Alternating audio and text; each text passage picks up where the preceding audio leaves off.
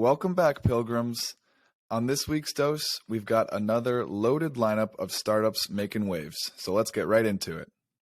First up, we have Zurp, a financial platform releasing a credit card that allows fans and creators to connect like never before. They just announced a $5 million pre-seed round with participation from Animal Capital, New Form, and a plethora of angel investors. Always love to see a plethora of angel investors there. Next, you'll hear about Nourish, which just raised an $8 million seed round led by Thrive Capital. The company connects people with registered dietitians, and it's all covered by insurance. Love to see another startup thriving. From there, we talk about Freemodel, a disruptive startup that partners with real estate agents to design, manage, and prepay for their clients' home renovations, all while allowing the homeowner to reap maximum profit. The company just secured a $19.5 million Series A led by QED investors. Nice. And to wrap up this week's dose, we break down Osmo, which just raised a $60 million Series A led by Lux Capital and Google Ventures. The company was actually spun out of Google Research, and it uses AI to predict scents, that's SCENTS, like smells, based solely off of molecular structure. Pretty cool stuff there. We've got a stacked lineup of startups for all y'all Pilly G's out there. So let's get right into it. If it don't make dollars, it don't make sense. Nice. That's right. You see here, kid? You gotta just go for it. Don't think about what comes after or what came before. You just gotta bend your knees, take a deep breath, and jump. This is Venture Pill, your weekly dose of startups and venture capital. We break down recent startups in the news and interview founders and investors to help you stay informed in the evolving world of venture.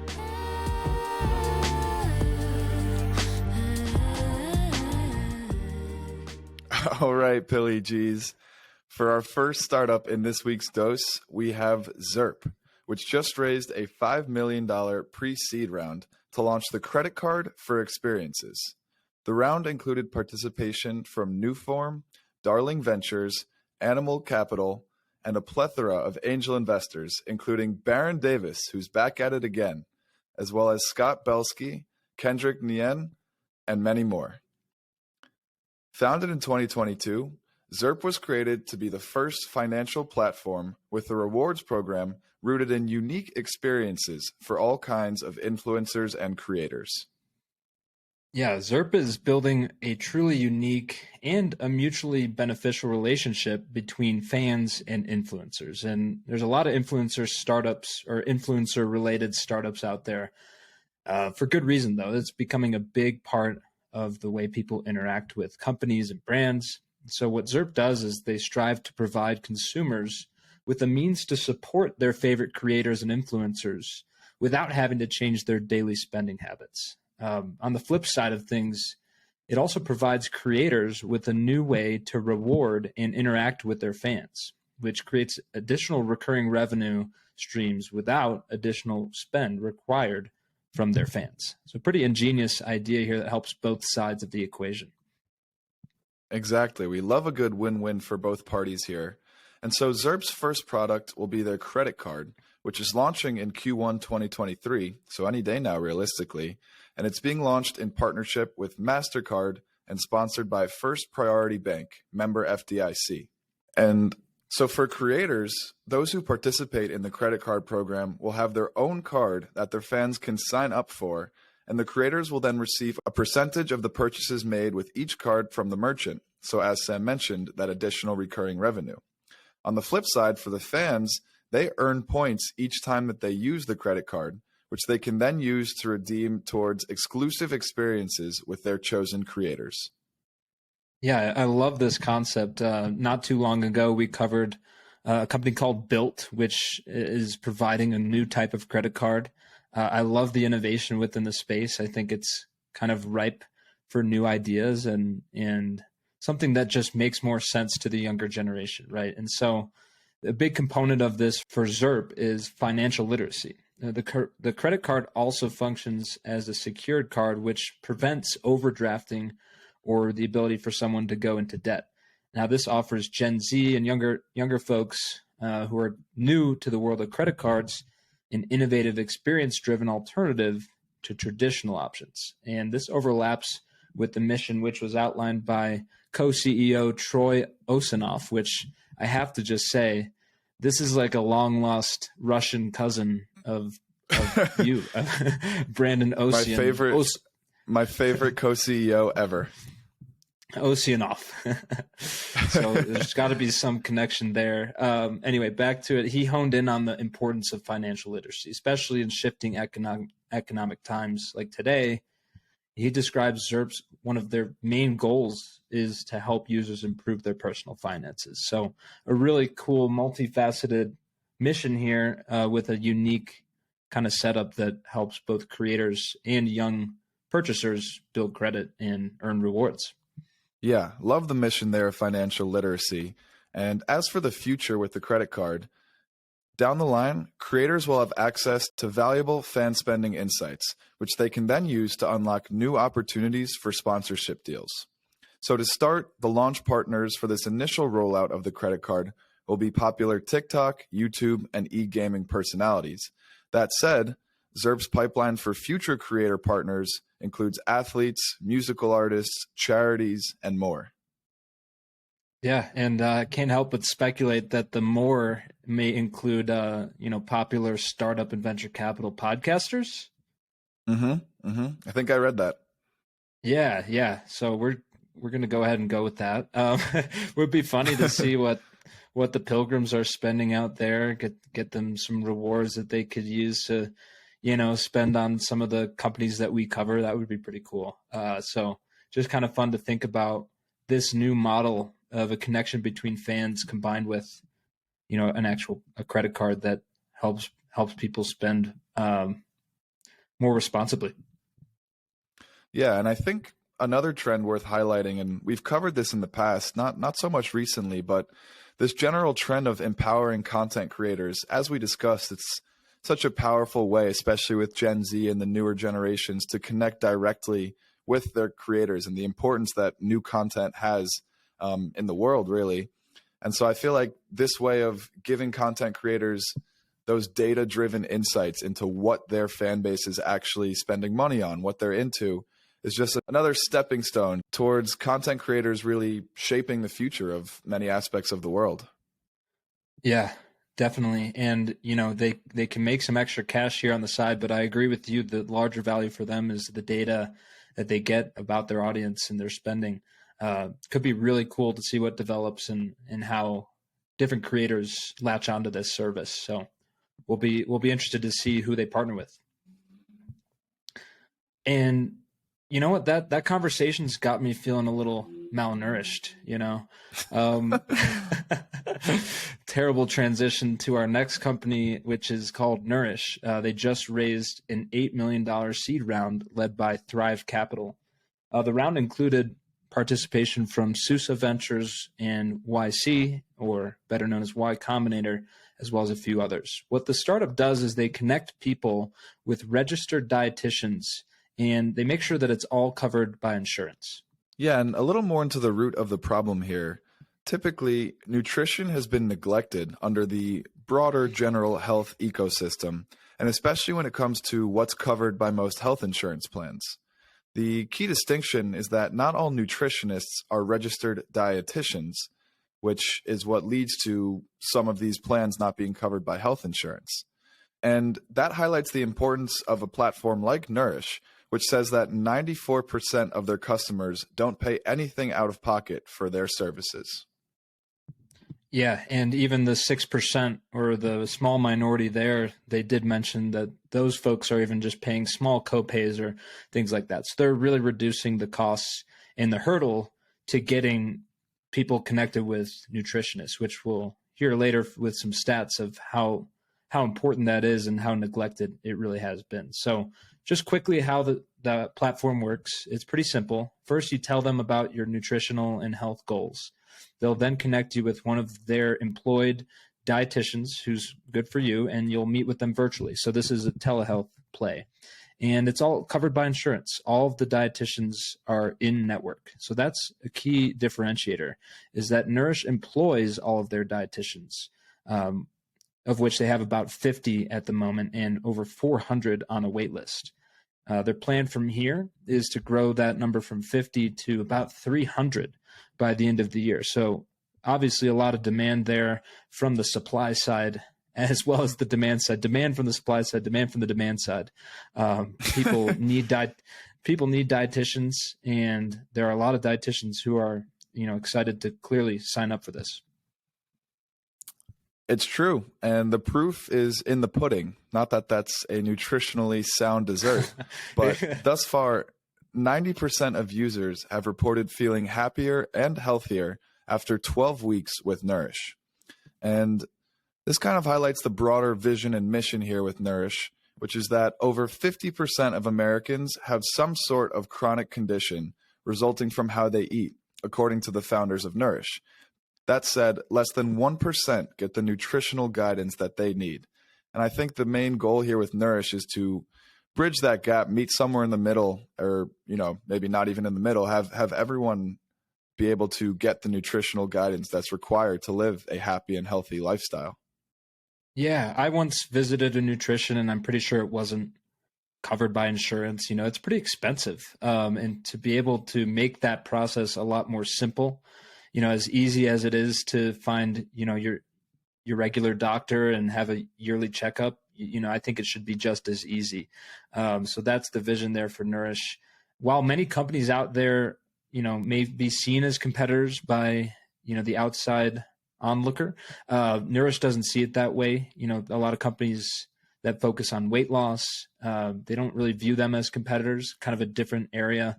Given Nourish is focusing on long-term, more of a holistic approach to nutrition, they believe that really differentiates themselves. And so they really truly have an opportunity to build a new type of company, a new type of offering to make nutrition, which is at the core of so many health problems, make that really easy to be accessed and covered by insurance.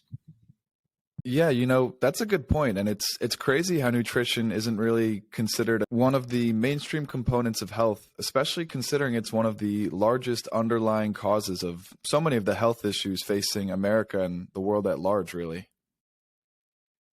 Yeah, so a huge opportunity for Nourish here. I love the approach that they're taking. I'd be curious to try it out myself, see if my health insurance covers one of their nutritionists, or their registered dietitians, I should say. Let us know if you try it out. It seems like a really cool product. For our third startup in this week's dose, we have Freemodel, which just raised a $19.5 million Series A led by QED investors, with participation from LL Funds, 1984 Ventures, Crossbeam Venture Partners, and more. Heyo. Quick shout out is due to Alex Notice, an investor at Crossbeam Venture Partners and a key pillar of our community. He was interviewed for episode 24, so shout out to Alex. Truly a pillar of a pilgrim. Yeah, he really is. A little bit more about Freemodel. So they partner with real estate agents to design, manage, and prepay for their clients' home renovations. Then the homeowner pays Freemodel out of escrow only once the home is sold. So that requires no cash upfront for the homeowner. Yeah, and Freemodel differentiates itself by offering a team of local designers and project managers who act as the main on-site point of contact for agents and clients. Now, their project directors bring deep expertise and local knowledge of the regions in which they service, making the process much easier and more turnkey for the realtors and sellers involved. Right, and on top of that turnkey experience, the company also requires no credit checks and has no predetermined project budget, which allows for more flexibility for homeowners to reap the maximum possible profit from their investment, from their homes. And what we really felt the need to highlight was these incredible early strides that Freemodel is displaying, really some numbers that jump off the page. So the company already covers 90% of the California real estate market. The company also works with over 60 of the leading real estate brokerages, and they have helped their agent partners earn their clients over $33 million in additional profit. Yeah, that's incredible. I mean, to be working with one of the biggest states, 90% of California already, and having that much success, generating that much profit, it's a good key early indicator of success. Since their debut in only just a few years ago in 2020, Freemodel has achieved 500% revenue growth year over year. And I think, I think that's pretty good, right? It's solid. I mean, it makes sense given those earlier numbers. Right. And so the future is bright for Freemodel, right? So their plans are to use the influx of funding in this round to expand its service to additional states. And you might guess which states they're going to go for. They're going to start with Texas. Can I get a howdy? Oh, yeah. Howdy. and Florida here in Q1, really any day now. So excited to see them continue to grow state by state. Yeah, really exciting stuff. And the expansion, in all seriousness, makes sense given Texas and Florida have demonstrated, the hottest real estate markets over the past few years, seemingly. And furthermore, Freemodel also plans to use the influx of capital to continue developing their proprietary technology platform, which empowers their team of those local project directors to manage home renovations more effectively and more efficiently for themselves and for their clients as well. Yeah, not an opportunity or a problem that I would say I was privy to before coming across Freemodel here, but certainly makes sense. Within real estate, we seemingly cover a real estate related tech company almost every other episode, and this one stands uniquely amongst all the rest. So pretty cool idea here. We wish them luck in their growth in Texas, and maybe who knows, maybe some of our friends will end up using them in some way, shape, or form. Yeah, it's refreshing to cover a real estate tech company that's not fractional ownership. Not that we don't love fractional ownership, of course. Oh, we love fractional ownership. No slander there. We love fractional ownership. Let's get the record straight. That being said, I think clients tend to appreciate this platform just of how turnkey it is, meaning they basically do everything for you. If you own the house, you can pretty much sit back, be as involved as you may or may not want to be, and you only have to pay for the renovations after the big concern of your house being sold has already been taken care of. And as the middleman, the realtors or the real estate agents, their clients enjoy the ease with which their house is sold, and they also enjoy the ease with which they're able to sell their house thanks to the Freemodel platform. So it's another everybody wins along the way type of startup, which we always love to highlight here. Definitely. And there's nothing better than that new home smell. You know what I mean? And what if we could just bottle that up and identify it, based off of its molecular components, right?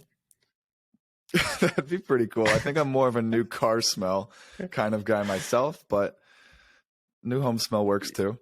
Yeah. You know what? We're going to make it work because Osmo just raised a $60 million Series A led by Lux Capital and Google Ventures. The round included participation from Arena Holdings, the Bill and Melinda Gates Foundation, as well as Amazon Alexa Fund. So just kind of interesting side note there. This company was actually spun out of Google Research and invested in by GV, but it also included, Bill Gates, Microsoft, and Amazon Alexa Fund. Amazon, just interesting to see those three companies investing alongside each other. I think a pretty good sign. The enemy of my enemy is my friend. Right. Keep your friends closer, your enemies closer. Exactly. So Osmo leverages artificial intelligence to predict scents based solely off of their molecular structure. Now, off the bat, you're probably imagining, like Sam and I were, why? As cool as that does sound, why? What's the application for this? What's the use? Who really cares? And I think after digging a little bit deeper, we were able to uncover the why, and I'll pass that off to you, Sam. Yes, sir. Well, Osmo plans to leverage the information that they're gathering on scents and smells to create new and improved products that contain those aromas we all know and love. Think about products like shampoo, soap, candles. There's so many more out there. Mm. Terry Black's barbecue. Oh yeah, Terry Black's cologne. I'm interested. The That could be beach, good. as Kramer from Seinfeld tried to patent. Yeah, that definitely comes to mind as well.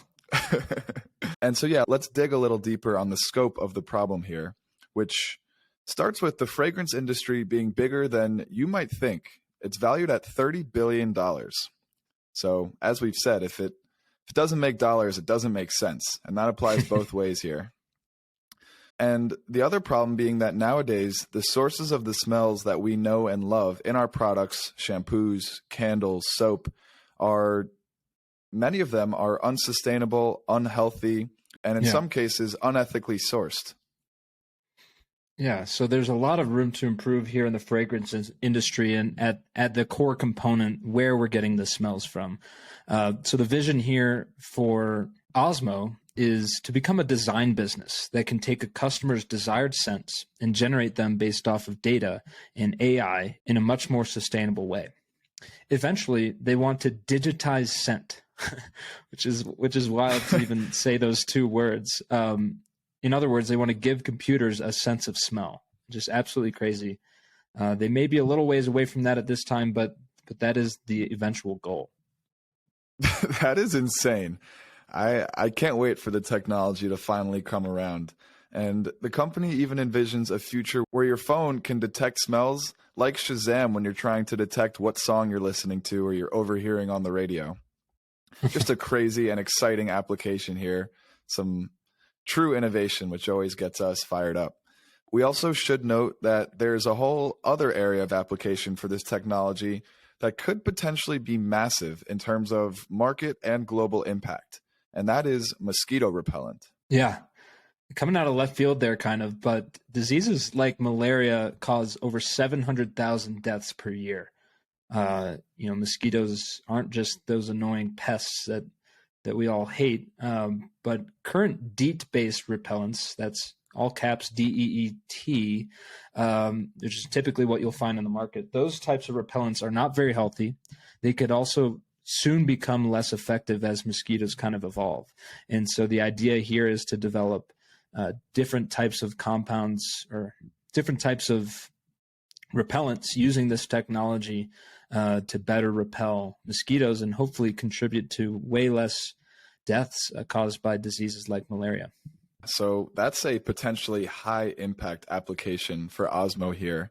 And in general, I think it's important to hone in on the goal here being maintaining the certain scents and aromas that we all know and love, but also being able to create them in a way more sustainable manner, which, I think looking at trends with Beyond Meat, Impossible Meat, fish proteins being recreated in labs and some of the other cool, food and beverage related innovation that we've covered in the past and even that we haven't covered in the past. This seems like another step in that direction of essentially cutting out all of the unsustainable junk, for lack of a better word, and replacing it with a much more sustainable but also replicable copy. Yeah, no, you couldn't have put it better myself. I think, at the core, Osmo is a mission-based company, and we love that here on the pill. Yeah, and throw in this whole mosquito opportunity, it makes it all the more a really cool mission. So really, really awesome company. $60 million at the Series A level is a little bit higher than we're used to seeing. They've got some really good investors that they're backing. Really excited to, we keep tabs no matter what, but we're going to keep notable tabs on this one. That's for sure.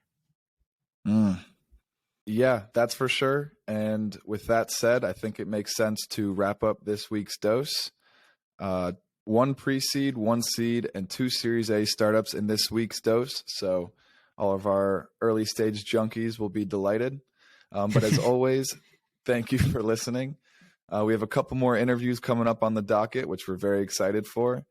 And be sure to check out our Instagram page @VenturePill. It is slowly becoming our most fun social media outlet of the whole Venture Pill suite. I don't want to put words in your mouth, Sam, but I mean, I'm certainly having fun with it. I know the fans are getting real interactive in there. Didn't expect it as much as we've seen. So give that a follow. You can also find us on YouTube Shorts, TikTok. We're revamping. We're repurposing a lot of what you listened to in the episode. So if you just want to get a quick glimpse, in video format, see our beautiful faces, go ahead and check those out. You can also find the full episodes on YouTube. So we're really increasing the social media and the video presence for all the pilgrims out there. Hope you enjoy. Exactly. We are making our digestible doses even more digestible for all of our pilgrims and their sensitive stomachs out there. But yeah, that just about does it for this week. Thanks for listening. Signing off. See you next week. Thanks for listening. Join us next week for another dose of startups and venture capital. And as always, we appreciate our pilgrims spreading the word about the show. Share with your friends and help someone else make the pilgrimage. See you next time.